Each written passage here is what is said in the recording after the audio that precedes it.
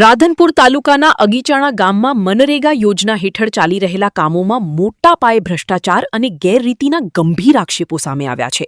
ગામના રહીશ આયર શંકરભાઈ દ્વારા તાલુકા વિકાસ અધિકારીને લેખિત રજૂઆત કરી સરપંચ સહિત જવાબદાર મનરેગાના જવાબદાર કર્મચારીઓ સામે તપાસની માંગ ઉઠાવવામાં આવી છે. અરજીમાં આક્ષેપ કરાયો છે કે મનરેગાના કામોમાં એસ્ટિમેટ અને ટેન્ડર મુજબ કામગીરી થતી નથી, હલકી ગુણવત્તાનું મટીરીયલ વપરાય છે, તેમજ અગાઉ પૂર્ણ થયેલા કામો ફરી બતાવી સરકારના નાણાંનો દુરુપયોગ કરવામાં આવી રહ્યો છે.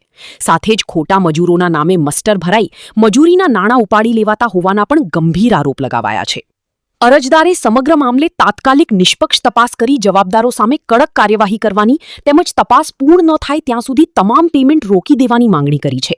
ગામમાં આ રજૂઆત બાદ મનરેગા કામોને લઈને ભારે ચર્ચા અને ચકચાર મચી છે.